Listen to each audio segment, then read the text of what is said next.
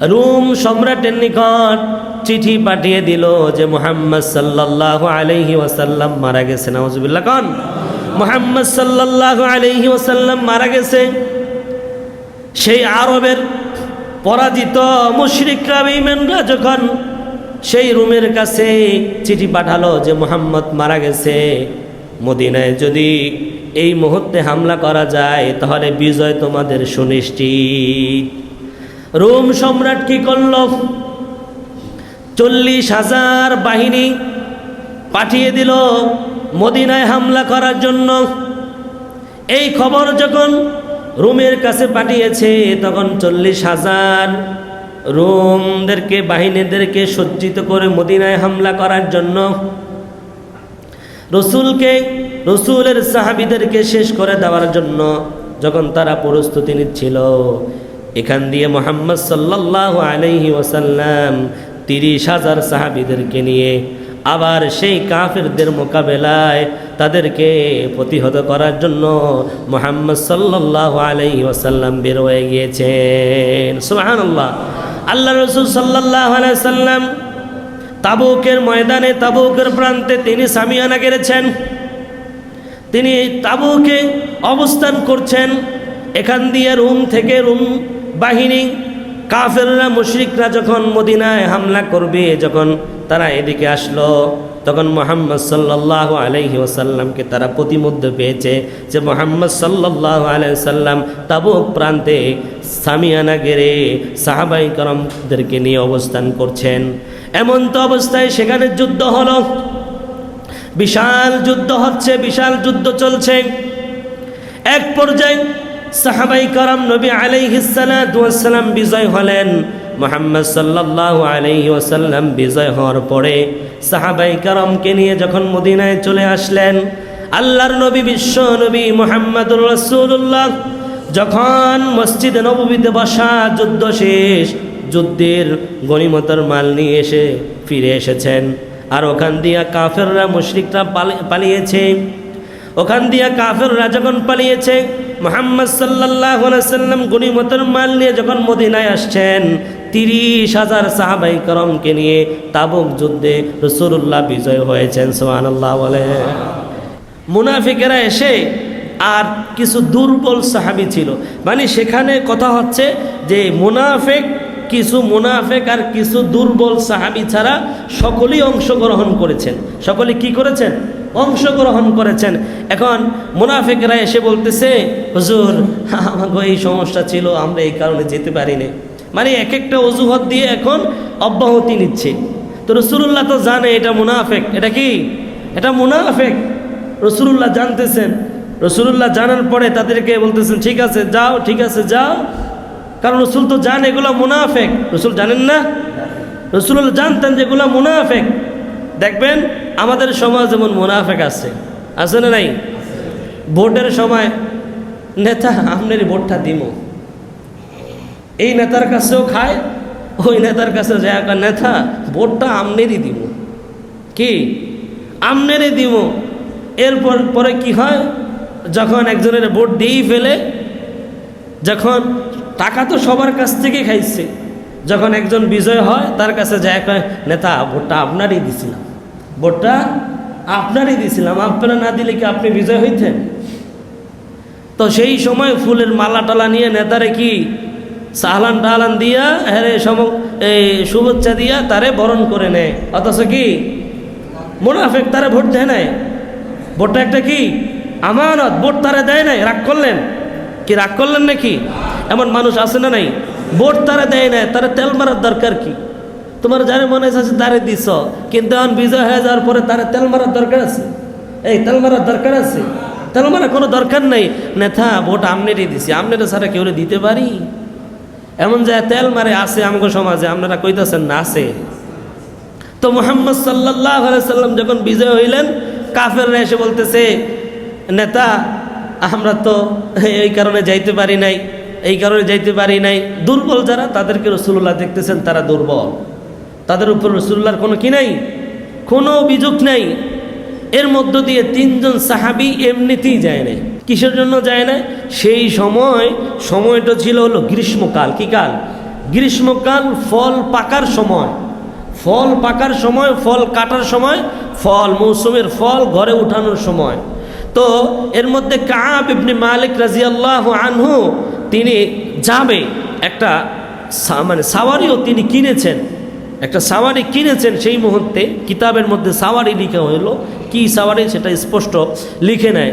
তো সে একটা সাওয়ারি কিনছে যে যাবে, তার সাওয়ারিটা খুব দ্রুতগামী ছিল।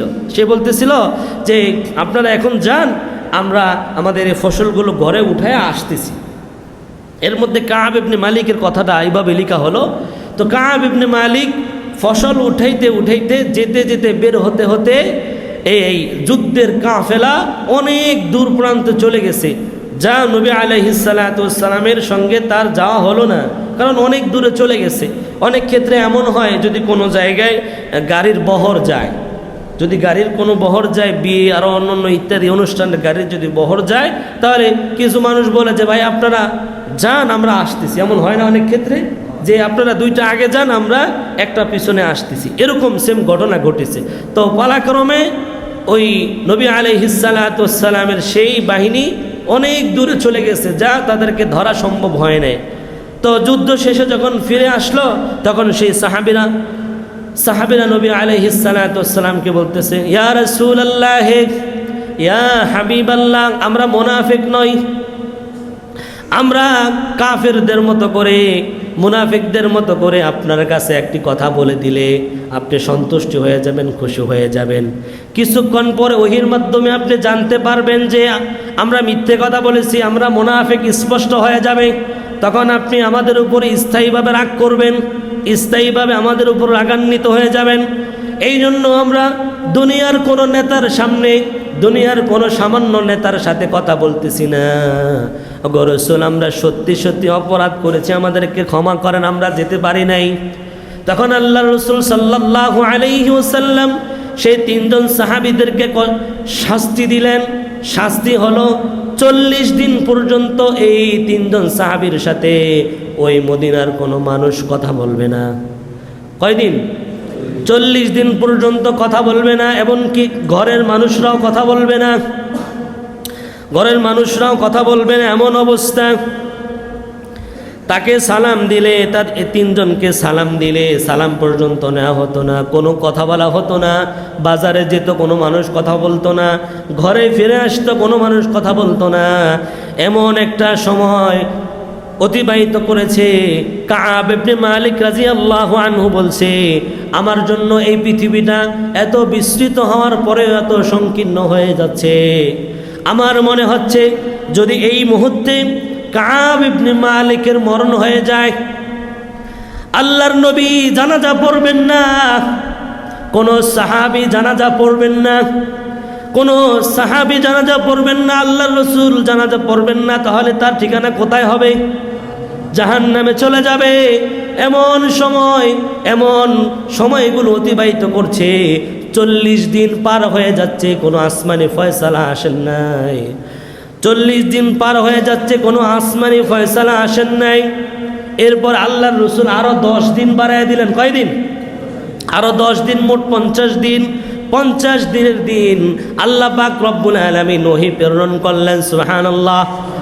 যারা কঠিন সময় নবী আলাইহিস সালাতু ওয়াস সালামের সঙ্গে ছিল, সুবহানাল্লাহ কোন, যখন মদিনায় দুর্ভিক্ষ, তখনও যে সাহাবীরা নবী আলাইহিস সালামের সঙ্গে ছিল, আবার যখন যুদ্ধ চলছিল সেই মুহূর্তেও নবী আলাইহিস সালাতু ওয়াস সালামের সঙ্গে ছিল। আল্লাহ পাক রব্বুল আলামিন সেই মানুষগুলোর উপরে খুশি হয়ে গিয়েছে। সুবহানাল্লাহ। এই আয়াত যখন নাজিল হয়েছে যে মুহাজিরদের প্রতি আল্লাহ খুশি, আনসারদের প্রতি আল্লাহ তাআলা খুশি, এরপরে সেই কাব ইবনে মালিক রাদিয়াল্লাহু আনহু, কাব ইবনে মালিক রাদিয়াল্লাহু আনহুর যখন তাওবা কবুল হয়েছে, তিনজনের যখন তাওবা কবুল হয়েছে, এই কথা পুরো মদিনার মধ্যে ছড়িয়ে পড়েছে।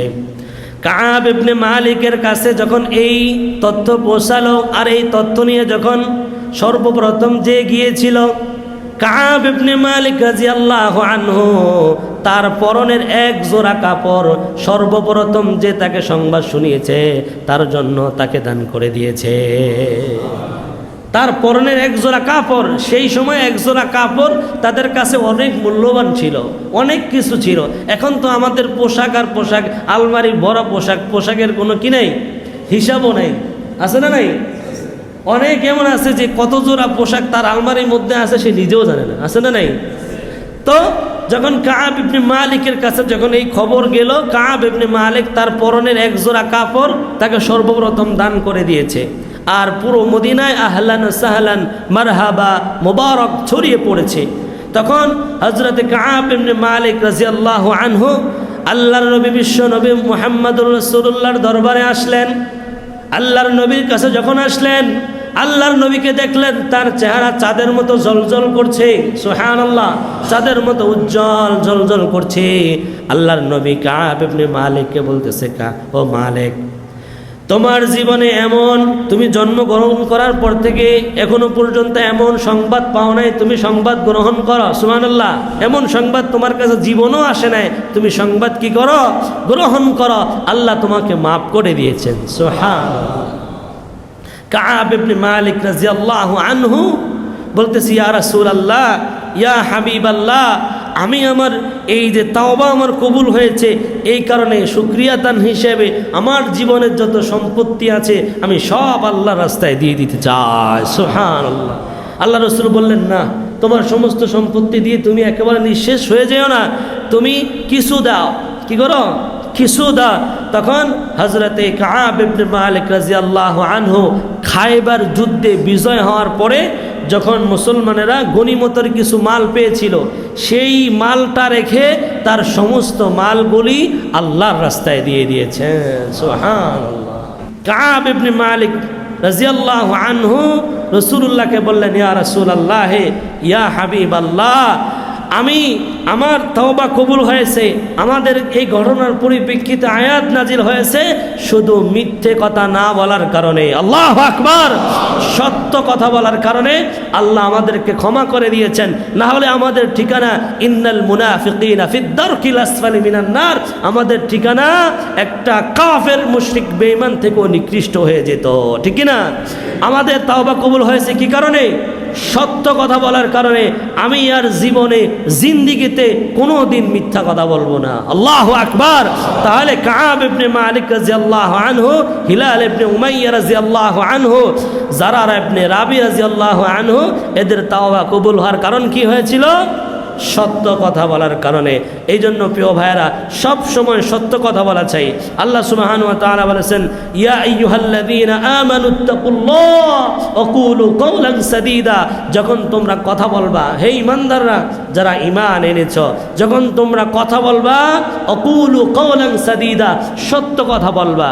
ইসলিহ লাকুম আমালাকুম ওয়া ইয়াগফির লাকুম যুনুবাকুম, তোমরা যদি সত্য কথা বলো, আল্লাহ তোমাদের আমলগুলোকে পরিবর্তন করে দিবেন, তোমাদের গুনাহগুলো ক্ষমা করে দিবেন। ومن يطع الله ورسوله فقد فاز فوزا عظيما, যারা আল্লাহ এবং তার রাসূলের অনুগত করবে তাদের মতো সাফল্য আর কেউ হতে পারে না, সুবহানাল্লাহ বলেন। সত্য কথা বলা, এটা সত্যবাদী হওয়া, এই মানুষের অভাব দিন দিন বেড়েই চলছে। আর আল্লাহ সুবহানাহু ওয়া তাআলা বলছেন সূরাতুল বাকারায়, ওয়ালা তালবিসুল হাক্কা বিল বাতিলি ওয়া তাকতুমুল হাক্কা ওয়া আনতুম তা'লামুন, তোমরা সত্যকে মিথ্যের সাথে মিশ্রিত করো না। উচ্চতর একটি গবেষণা আসছে যে 60 ভাগ মানুষ, কয় ভাগ? 60 ভাগ মানুষ প্রতি 10 মিনিটে একটা করে মিথ্যা কথা বলছে। নাউজুবিল্লাহ কন। প্রতি কয় মিনিটে? 10 মিনিটে এক একটা মিথ্যা কথা বলছে। আর এক একটা মিথ্যা কথা বলার দরুন কি হচ্ছে? এক একটি কবিরা গুনাহ হচ্ছে। আর এক একটি কবিরা গুনার বিনিময় 7000 বছর, কত বছর? 7000 বছর আগুনে জ্বলবে। সত্য না মিথ্যা? সত্য। তবুও মানুষ মিথ্যা কথা বলছে, তবুও কি করতেছে? মিথ্যা কথা বলতেছে। অথচ প্রিয় ভাইয়ের আমার, এমন একটি সময় অতিবাহিত হয়েছিল যেই সময় একজন মুসলমান মিথ্যা কথা বলা তো দূরের কথা, যে একজন মুসলমান মিথ্যা কথা বলবে এটা তো দূরের কথা, একটা কাফের মুশরিক বেঈমান মিথ্যা কথা বলা এটা তার জন্য সে সমুচীন মনে করেন নাই এবং তার আত্মমর্যাদার খেলাপ মনে করেছেন। হযরতে আবু সুফিয়ান রাদিয়াল্লাহু আনহু একবার নবী আলাইহিস সালাতু ওয়াস সালাম রোম সম্রাটের নিকট কালেমার দাওয়াত প্রেরণ করেছেন। কিসের দাওয়াত প্রেরণ করেছেন? কালেমার দাওয়াত প্রেরণ করেছেন, যেখানে মুহাম্মদুর রাসূলুল্লাহ সাল্লাল্লাহু আলাইহি ওয়াসাল্লাম কালেমার দাওয়াত দিচ্ছিলেন, কালেমার দাওয়াত লিখে পাঠিয়েছেন। সেই রোম সম্রাট সেই চিঠি পড়ে তার উপস্থিতি যারা ছিল উপস্থিতি সবার কাছে উদ্দেশ্য করে বলছে, যদি এই মুহাম্মদ সাল্লাল্লাহু আলাইহি ওয়াসাল্লাম সম্পর্কে কোনো ব্যক্তি আমাকে তথ্য দিতে পারে, অথবা সেই আরব দেশের কোনো মানুষ যদি আমাদের রোমে বসবাস করে থাকে, তাহলে তাকে আমার কাছে নিয়ে আসা, আমি মুহাম্মদ সাল্লাল্লাহু আলাইহি ওয়াসাল্লাম সম্পর্কে তার কাছ থেকে বিস্তারিত জানব। পালাক্রমে এমন তো অবস্থায় আবু সুফিয়ান রাদিয়াল্লাহু আনহু তিনি ব্যবসা করার উদ্দেশ্যে রোমে অবস্থান করছিলেন। সেই বাদশাহের দরবারের মানুষ আবু সুফিয়ানকে খবর দিল, আবু সুফিয়ান, এই রোমের বাদশাহ বলেছে যদি কোনো মানুষ, আরবের কোনো মানুষ যদি আমাদের এই রোমে বসবাস করে, তাহলে সেই মানুষটি যেন রোম বাদশার সাথে সাক্ষাৎ করে। আবু সুফিয়ানকে খবর দিয়ে সেই বাদশাহ রোমের বাদশার কাছে নিয়ে এসেছে। আসার পরে রোম সম্রাট হযরতে আবু সুফিয়ান রাদিয়াল্লাহু আনহুকে 5টা প্রশ্ন করছে। কয়টা? 5টি প্রশ্ন করেছেন। আবু সুফিয়ানকে জিজ্ঞাসা করছে, আবু সুফিয়ান, আরবে যেই মানুষটি নিজেকে নবুয়ত দাবি করছে, নবুয়তি দাবি করছে, সেই মানুষটি কোন বংশে জন্মগ্রহণ করেছে? আবু সুফিয়ান রাদিয়াল্লাহু আনহু তখনও মুসলমান হন নাই। আবু সুফিয়ান রাদিয়াল্লাহু আনহুকে যখন জিজ্ঞাসা করছে যে মুহাম্মদ যিনি নবুয়ত দাবিদার, তখন হযরতে আবু সুফিয়ান রাদিয়াল্লাহু আনহু বললেন, ও বাদশা নামদার, সে আরবের খানদান বংশে জন্মগ্রহণ করেছে। 1 নম্বর প্রশ্ন, সে উচ্চ বংশে জন্মগ্রহণ করেছে।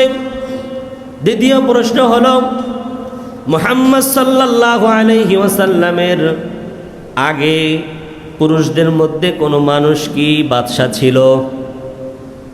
হযরতে আবু সুফিয়ান রাদিয়াল্লাহু আনহু বললেন না, তার বংশে তার আগে কোনো পুরুষ বাদশা ছিল না।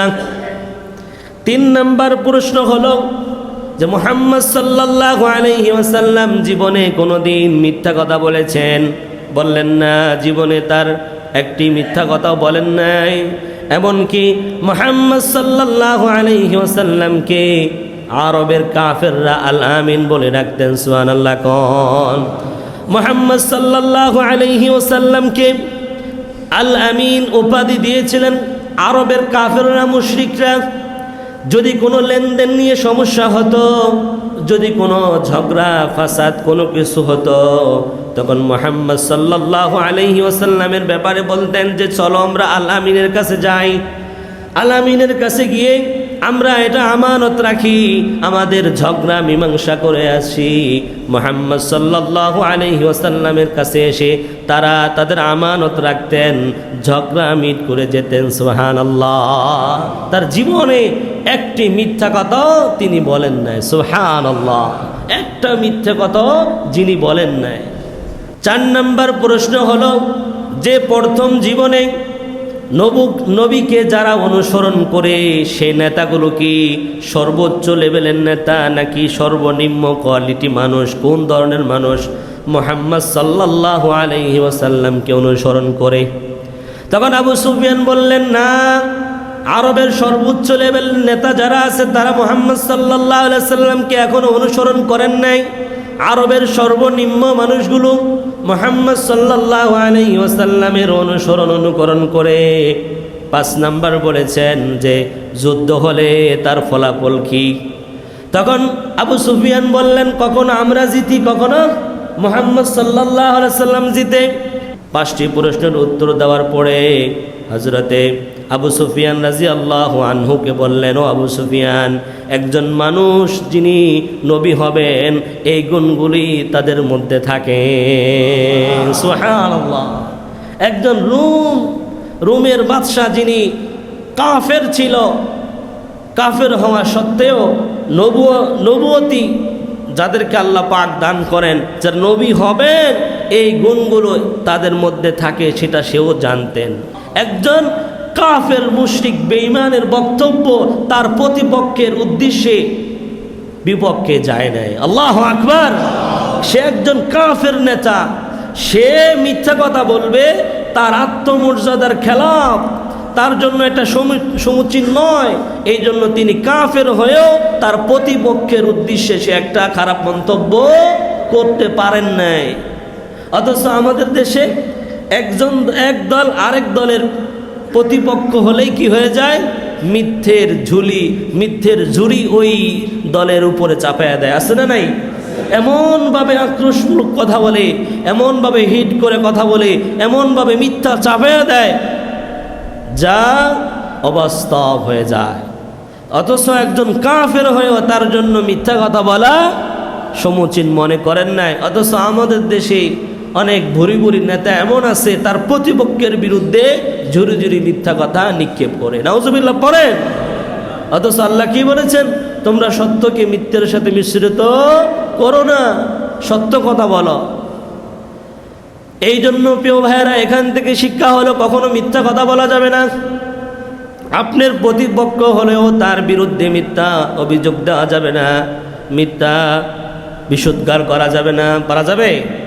এই জন্য সত্য বলা চাই, সব সময় কি চাই, সত্য বলা চাই। এটা রাসূলুল্লাহ সাল্লাল্লাহু আলাইহি ওয়াসাল্লামের একটি আখলাক, তবিয়ত, যে কখনো মিথ্যা কথা বলা যাবে না। আল্লাহ সুবহানাহু ওয়া তাআলা কুরআনুল কারীমে বলছেন, ওয়ামান আসদাকু মিনাল্লাহি হাদিসা। আল্লাহর থেকে সত্যবাদী, আল্লাহর থেকে অধিক সত্যবাদী আর কে হতে পারে? সুবহানাল্লাহ। وجاء بالصدق وصدق به المتقون وصدق به أولئك هم المتقون। যে মুহাম্মদ সাল্লাল্লাহু আলাইহি ওয়াসাল্লাম সত্য নিয়ে এসেছেন, তাকে সত্যায়িত করেছেন আল্লাহ সুবহানাহু ওয়া তাআলা। সুবহানাল্লাহ। তাকে সত্যায়িত করেছেন তিনি কে? জোরে বলেন, তিনি কে? আল্লাহ তাকে সত্যায়িত করেছেন, তিনি সত্য নিয়ে এসেছেন। এই জন্য মুহাম্মদ সাল্লাল্লাহু আলাইহি ওয়াসাল্লামের অনুসারী হয়ে, মুহাম্মদ সাল্লাল্লাহু আলাইহি ওয়াসাল্লামের উম্মাত হয়ে নিজেকে কখনো মিথ্যের কাছে ঠেলে দেওয়া যাবে? জোরে বলেন, মিথ্যা কথা বলা যাবে? মিথ্যা কথা বলা যাবে না। ওজনে কম দেওয়া যাবে না, অন্যকে ঠকানো যাবে না। হ্যাঁ, বেচা কিনা করার সময় মিথ্যা কথা বলা যাবে না। এখন তো মিথ্যে আর মিথ্যে। আপনি মার্কেটে যান, বাজারে যান, হ্যাঁ, 2 নম্বরটা 3 নম্বরটা 1 নম্বর করে বিক্রি করে, আছে না নাই? আল্লাহ ব্যবসা হালাল করেছেন, কিন্তু এমন ব্যবসা কখনো হালাল হবে না। আল্লাহ তাআলা ব্যবসার কত % লাভ করবেন এটা হয়তো নির্ধারণ করে দেন নাই। আপনার কাছে আকল আছে না নাই? আপনার কাছে আকল আছে, বুদ্ধি আছে। এই বুদ্ধি দিয়ে আপনার ব্যবসা করতে হবে। একজন ভাইকে ঠকানো যাবে না। একটা জিনিস আপনি 5 টাকা দিয়ে কিনছেন, আপনি 10 টাকা লাভ করতে পারেন, কিন্তু এই বলে এই না 20 টাকা লাভ করবেন, 15 টাকা লাভ করবেন, এমন নয়। এই ব্যবসা আপনার জন্য সমীচীন হবে না। রাজি আছেন? সত্য কথা বলতে পারবেন, মিথ্যা ছাড়তে পারবেন? আল্লাহ তাআলা তৌফিক দান করে সকলে পড়েন আমিন। আল্লাহ সুবহানাহু ওয়া তাআলা মুমিনদের গুণ, মুমিনদের বৈশিষ্ট্য সূরাতুল আহজাবের মধ্যে 35 নম্বর আয়াতে আল্লাহ সুবহানাহু ওয়া তাআলা তুলে ধরেছেন। আল্লাহ পাক রব্বুল আলামিন বলছেন, ইন্নাল মুসলিমিনা ওয়াল মুসলিমাতি ওয়াল মুমিনিনা ওয়াল মুমিনাত والقانتين والقانتات والصادقين والصادقات والصابرين والصابرات والخاشعين والخاشعات والمتصدقين والمتصدقات والصائمين والصائمات والحافظين فروجهم والحافظات والذاكرين الله كثيرا والذاكرات أعد الله لهم مغفرة وأجرا عظيما الله أكبر আল্লাহ সুবহানাহু ওয়া তাআলা মুমিনদের 10টি গুণ কয়টা 10টি গুণ বর্ণনা করছেন সূরাতুল আহজাবের 35 নম্বর আয়াত কয় নম্বর আয়াত 35 নম্বর আয়াতে মুমিনদের গুণ কয়টা এখানে 10টি গুণ বর্ণনা করছেন যদি কোনো ব্যক্তির মধ্যে এই গুণ থাকে আল্লাহ বলেছেন তাকে আমি ক্ষমা এবং মহা পুরস্কার দেব আর জোরে সুবহানাল্লাহ বলেন আল্লাহ বলেছেন ইন্নাল মুসলিমিনা ওয়াল মুসলিমাত মুসলমান পুরুষ এবং মুসলমান নারী মুমিন পুরুষ মুমিন নারী অনুগত পুরুষ অনুগত নারী সত্যবাদী পুরুষ সত্যবাদী নারী সবরকারী পুরুষ সবরকারী নারী বিনীত পুরুষ বিনীত নারী দানকারী পুরুষ দানকারী নারী রোজা আদায়কারী সিয়াম আদায়কারী পুরুষ সিয়াম আদায়কারী নারী লজ্জাস্থান হেফাজতকারী পুরুষ লজ্জাস্থান হেফাজতকারী নারী এরপরে আল্লাহকে অধিক স্মরণকারী পুরুষ স্মরণকারী নারী এদেরকে আল্লাহ বলেছেন আ'আদাল্লাহু লাহুম মাগফিরাতাও ওয়া আজরান আযীমা আমি আমার পক্ষ থেকে তাদের জন্য ক্ষমা এবং মহা পুরস্কার দেব সুবহানাল্লাহ মুহাম্মদ সাল্লাল্লাহু আলাইহি ওয়াসাল্লাম যখন মানুষকে কালেমার দাওয়াত দিয়েছিল যখন সত্য কথা আল্লাহ সুবহানাহু ওয়া তাআলার পক্ষ থেকে যেই কথাগুলো আসছে যখন মানুষকে এই কথাগুলো বলছে লা ইলাহা ইল্লাল্লাহ লা ইলাহা ইল্লাল্লাহ মুহাম্মাদুর রাসূলুল্লাহ যখন কালেমার দাওয়াত দিয়েছে আরব মুশরিকরা তার জন্য হাদিয়া নিয়ে এসেছেন নাকি পাথর মেরেছেন পাথরের আঘাতে ক্ষত বিক্ষত হয়ে সারা শরীর থেকে রক্ত ঝরে হে রাসূল তোমাকে ভুলি আমি কেমন করে হে রাসূল তোমাকে ভুলি আমি কেমন করে তাহলে আরবের সেই মানুষরা কালেমার অর্থ কি তারা বুঝছে আমরা মুসলমান যদি কালেমার অর্থ এখনো বুঝি নাই কালেমাটা কি জিনিস এটা ভারী এটা ওজন কত এটা ওয়েট কত এখনো মুসলমান আমরা বুঝি নাই আরবের কাফেররা এটার অর্থ বোঝার সাথে সাথেই যখন বলছে লা ইলাহা ইল্লাল্লাহ লা ইলাহা ইল্লাল্লাহ আল্লাহ ছাড়া কোনো ইলাহ নাই আল্লাহ ছাড়া কোনো রব নাই আল্লাহ ছাড়া কোনো মালিক নাই আল্লাহ ছাড়া কোনো আইনদাতা নাই আল্লাহ ছাড়া কোনো বিধানদাতা নাই এই কথা যখন মুহাম্মদ সাল্লাল্লাহু আলাইহি ওয়াসাল্লাম বলছেন সাথে সাথে মুহাম্মদ সাল্লাল্লাহু আলাইহি ওয়াসাল্লামকে পাথর মেরেছে ঠিক কিনা বলুন না আরবের যে মুশরিকরা আরবের মুশরিকরা মুহাম্মদ সাল্লাল্লাহু আলাইহি ওয়াসাল্লামের জন্য কি হাদিয়া নিয়ে এসেছে কথা বলেন হাদিয়া নিয়ে এসেছে পাথর নিয়ে আসছে আর আমরা দাওয়াত দিলে আমাদের জন্য হাদিয়া ভালো ভালো খাওয়ান ভালো ভালো জায়গায় রাখে কি আদর আপ্যায়ন আছে না নাই জোরে বলেন আছে না নাই তাহলে আমরা কালেমার অর্থ এখনো বুঝি নাই আমরা কালেমার অর্থ এখনো বুঝি নাই কারণ আমাদেরকে কালেমার দাওয়াত দিতে গেলে হাদিয়া দেয় ভালো জায়গায় খাওয়ায় ভালো জায়গায় শোয়ায় ভালো ভালো মেহমানদারি করে তাহলে আমরা কালেমার অর্থ বুঝি নাই যেটা আরব মুশরিকরা বুঝছে